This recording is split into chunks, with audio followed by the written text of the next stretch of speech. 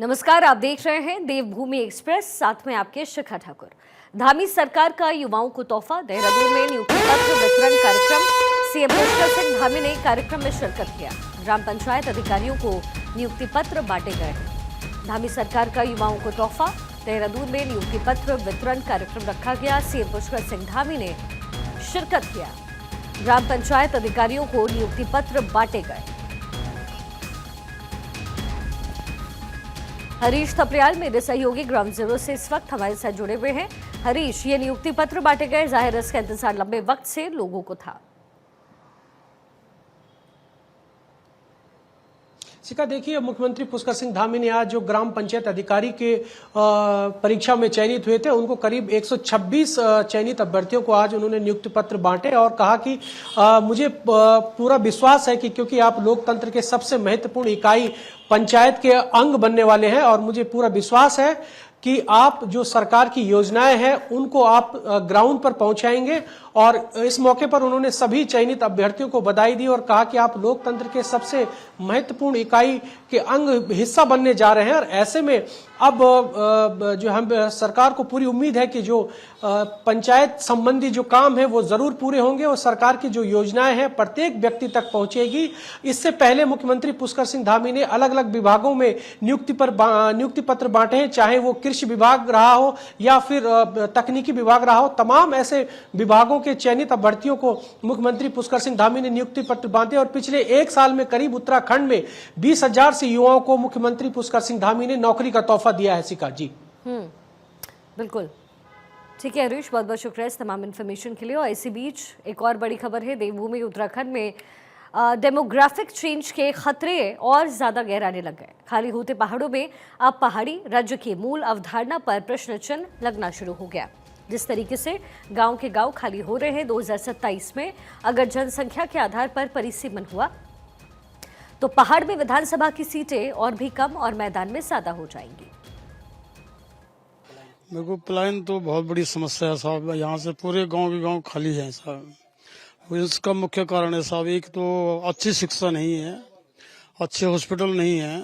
अगर अच्छी स्कूलें खुले, अच्छे हॉस्पिटल खुले तो मेरे हिसाब से तो पलायन रुक सकता है। कि जितने भी विकास के कार्य हो रहे हैं केवल 3 जिलों में हो रहे हैं, बाकी जो हमारे पर्वतीय क्षेत्र है उनका जो है उपेक्षा की जा रही है। तो मेरा सरकार से आग्रह है, क्योंकि अभी जो है परिसीमन आयोग का गठन होना है। परिसीमन आयोग जब बैठेगा तो उसमें ये निश्चित तौर पर जो ये बातें आनी चाहिए कि जो हमारा पहाड़ का जो क्षेत्रफल के आधार पर जो है वहाँ पर सीटों का गठन किया जाए। हुआ क्या कि 25 वर्ष बन गए, इस राज्य को बने हुए हो गए। उसके बाद जो लोगों का मकसद था, जो उद्देश्य था, और सरकारें भी अपने अपने तरीके से दावे करती रही कि मैदानी जनपदों में विकास होगा, लेकिन पर्वतीय जनपदों में भी हम मूलभूत सुविधाएं जुटाएंगे लोगों को, जैसे स्कूल है, शिक्षा है, रोजगार है, सड़क है, पुल है, ये सब चीजें देंगे। लेकिन उस तरह से जो सरकारों के दावे थे वो कहीं लोगों की अपेक्षाओं पर खरे उतरते दिखे नहीं। उसका एक बड़ा कारण है कि बड़ी आबादी जो है, बड़ी आबादी त्रस्त होकर पर्वतीय जनपदों से मैदानी जनपदों की तरफ खिसक के आ गई। और ये है 70 साल के कल्याण सिंह नेगी। पहाड़ के कई गांव में अब आपको इसी तरीके से केवल बुजुर्ग नजर आएंगे, जिनके पास सड़क, बिजली, पानी जैसे दर्जनों तरह की जो अपनी अपनी समस्याएं हैं वो है। हालात ये कि पौड़ी जिले के यमकेश्वर ब्लॉक के 53 ग्राम पंचायतों में पूरी तरीके से पलायन हो चुका है। ये सिर्फ एक उदाहरण मात्र है। पलायन आयोग की रिपोर्ट बताती है कि 2008 से 2018 के बीच 10 सालों में उत्तराखंड से 1 लाख से ज्यादा लोग खेत खलिहान बेचकर पलायन कर चुके हैं। इसके अलावा अस्थायी रूप से 3,80,000 से अधिक लोग पहाड़ छोड़ चुके हैं। हालांकि पौड़ी जिले की श्रीनगर विधानसभा से विधायक और सरकार में कैबिनेट मंत्री धन सिंह रावत का दावा है कि उनकी विधानसभा से कोई पलायन नहीं हुआ। देखिए, अगर आप कभी मेरे क्षेत्र में जाओगे तो वहाँ पलायन 0% है। वहाँ आज भी सारे लोग खेती करते हैं। बागवानी में मेरा क्षेत्र काफी आगे बढ़ रहा है। आप देख रहे होंगे कि पूरे उत्तराखंड में सर्वाधिक मंडवे की बिक्री अगर कहीं हुई थी थैली सैंड ब्लॉक से, और हमारे श्रीनगर विधानसभा में हुई है। यमकेश्वर ब्लॉक में वाकई जो है काफ़ी जगह मैं भी देख रहा हूँ कि पलायन काफ़ी हो रहा है। लेकिन अब जो हमने होम स्टे पे हम लोगों को बढ़ा रहे हैं, बागवानी के क्षेत्र में बढ़ा रहे हैं, अभी कोऑपरेटिव के द्वारा हम एक नई स्कीम लॉन्च की है कि माधव सिंह भंडारी सामूहिक खेती की जाएगी उनके नाम पे, और लगभग जो जमीन बंजर है हर ब्लॉक में जो है क्लस्टर योजना के तहत जो है सामूहिक खेती की जाएगी। तो मुझे लगता है उससे रिवर्स प्लान होगा। और जो योगी जी का दर्द है वो सच में जो है, मैं भी कल से देख रहा हूँ तो काफ़ी जगह यहाँ पे दिक्कत है, लेकिन मुझे लगता है कि अब जो सरकार की योजना है उससे अब रिवर्स प्लान जरूर होगा। अब पलायन की ये जो समस्या है वो सियासी चिंता का भी कारण बनने लग गई।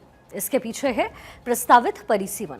परिसीमन जनसंख्या के आधार पर ही होता है। 2002 में वे परिसीमन में पहाड़ के हिस्से 40 और मैदान के हिस्से 30 सीटें आई, लेकिन 2012 में 2001 की जनसंख्या के आधार पर वे परिसीमन में पहाड़ की सीटें घटकर 34 रह गईं और मैदानी जिलों में सीटें बढ़कर 36 हो गईं।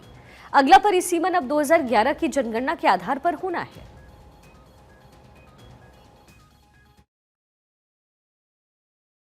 उत्तराखंड में एक सामान्य सी कहावत है कि पहाड़ का पानी और पहाड़ की जवानी पहाड़ के काम नहीं आती। राज्य सरकारों ने समय समय पर पलायन को रोकने के लिए प्रयास भी किए। इसमें सबसे ज्यादा स्वरोजगार को महत्व दिया गया। हालांकि आंकड़े संतोषजनक नहीं है जितनी उम्मीद की जा रही है। अपने सहयोगी क्रिस्टोफर लॉरेंस के साथ हरीश थपलियाल, भारत 24, देहरादून। अब रिपोर्ट्स के मुताबिक पहाड़ों से 3,946 ग्राम पंचायतों से लोग पूरी तरीके से पलायन कर चुके हैं। ये घूस्ट विलेज में अब बदलते जा रहे हैं। 6,000 से ज्यादा ग्राम पंचायतों में भी हालात कुछ इसी तरीके के हैं। पलायन आयोग की ये रिपोर्ट उत्तराखंड की जो भयावह तस्वीर है वो पेश कर रही है। उससे साफ ये है कि पहाड़ी राज्य की डेमोग्राफी खतरे के निशान पर है।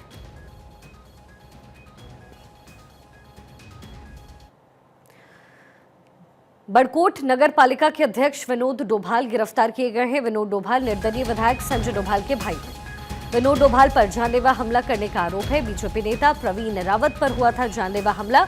अंकित रमोला को चर्चित पेपर लीक मामले में पहले भी जेल हुई है। उत्तरकाशी से बड़ी खबर ये सामने आ रही है। बड़कोट नगर पालिका अध्यक्ष विनोद डोभाल को उत्तराखंड पुलिस ने गिरफ्तार किया है। आरोप है कि नगर पालिका अध्यक्ष विनोद डोभाल ने पुलिस के सामने एक व्यक्ति को जान से मारने की कोशिश की। आरोप ये भी कि पीड़ित व्यक्ति ने पुलिस और राजस्व टीम को अवैध खनन की शिकायत देने पर नगर पालिका अध्यक्ष जान लेने पर उतारू हो गए। बताया गया है कि नगर पालिका अध्यक्ष विनोद डोभाल का नौगांव में क्रेशर प्लांट है। आरोप ये भी है कि नगर पालिका अध्यक्ष द्वारा अवैध खनन कराया जाता है।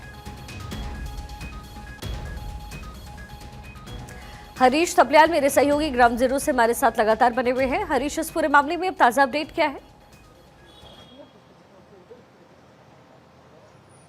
शिखा, देखिए, ये पूरा मामला खनन से जुड़ा हुआ है और ये उत्तरकाशी के यमुना घाटी का मामला है, जिसमें हाल ही में जो निकाय चुनाव उत्तराखंड में हुए थे उसमें जीत दर्ज करने वाले जो विनोद डोभाल हैं उनकी गिरफ्तारी यहाँ पर हुई है। और ये पूरा मामला तब सामने आया जब एक जो बीजेपी नेता हैं प्रवीण सिंह रावत, उनकी तहरीर पर ये मामला दर्ज किया गया, जिसके बाद बीएनएस की 109 के तहत जो है मुकदमा दर्ज कर लिया गया। और मामला ये है कि इस मामले में जो बीजेपी नेता प्रवीण सिंह रावत है उस पर जो खनन माफिया है और हाल ही में निर्वाचित हुए विनोद डोभाल, उन्होंने जानलेवा हमला किया। यही नहीं, उन्होंने पुलिस प्रशासन की गाड़ी को ओवरटेक भी किया, तहसील प्रशासन की गाड़ी को ओवरटेक भी किया और प्रशासन के सामने ही जो बीजेपी नेता थे उनको जान से मारने की धमकी दी। और इस पूरे मामले पर जो नगर पालिका अध्यक्ष विनोद डोभाल हैं और उनके सहयोगी अंकित रमोला है, उनकी यहाँ पर गिरफ्तारी हुई और इन लोगों पर जान से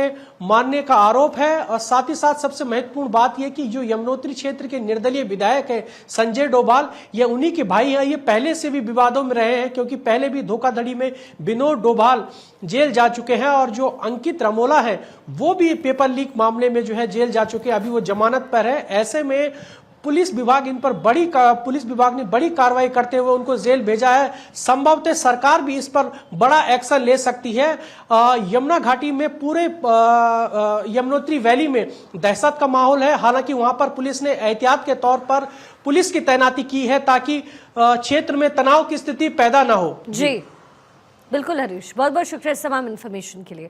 चलिए आगे बढ़ते हैं। आज स्वतंत्रता सेनानी चंद्रशेखर आजाद की पुण्यतिथि है। सीएम धामी ने चंद्रशेखर आजाद को श्रद्धांजलि अर्पित की। चंद्रशेखर आजाद जी की पुण्यतिथि पर कोटिश नमन उनकी तरफ से लिखा गया। आपके विचार हमें राष्ट्र सेवा के लिए प्रेरित करते रहेंगे। सीएम धामी ने एक्स पर पोस्ट कर लिखा है, महान क्रांतिकारी और स्वतंत्रता संग्राम सेनानी अमर शहीद चंद्रशेखर आजाद जी की पुण्यतिथि पर कोटिश नमन। देशभक्ति से ओतप्रोत आपके विचार हमें सदैव राष्ट्र सेवा के लिए प्रेरित करते रहेंगे। इसी बीच एक और बड़ी खबर है। उत्तराखंड में जंगल की आग की घटनाओं की रोकथाम को लेकर के वन विभाग पूरी तरीके से अलर्ट है।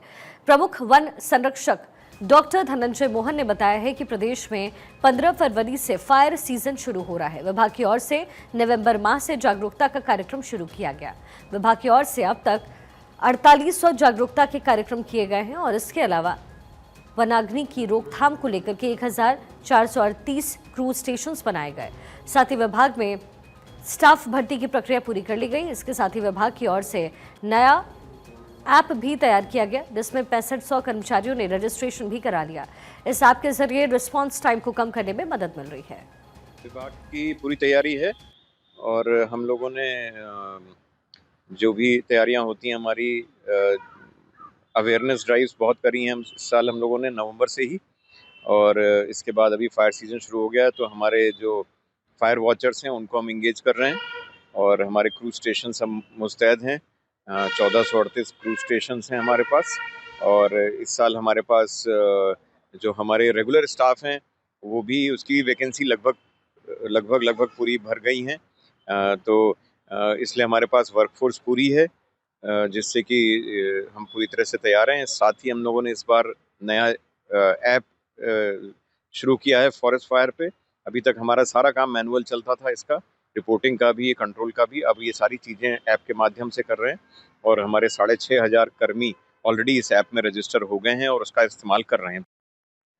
आज केंद्रीय मंत्री वीरेंद्र कुमार का जन्मदिन है। सीएम धामी ने वीरेंद्र कुमार को जन्मदिन की बधाई दी। केंद्रीय मंत्री वीरेंद्र कुमार को जन्मदिवस की हार्दिक बधाई।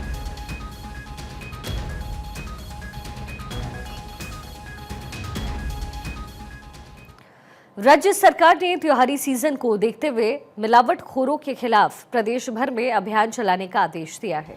खाद्य संरक्षण और औषधि नियंत्रण प्रशासन के आयुक्त डॉक्टर आर राजेश कुमार ने बताया है कि मुख्यमंत्री पुष्कर सिंह धामी और स्वास्थ्य मंत्री डॉक्टर धन सिंह रावत के निर्देश पर होली त्योहार के दौरान मिलावटी उत्पाद बेचने वालों के खिलाफ कड़ी कार्रवाई होगी।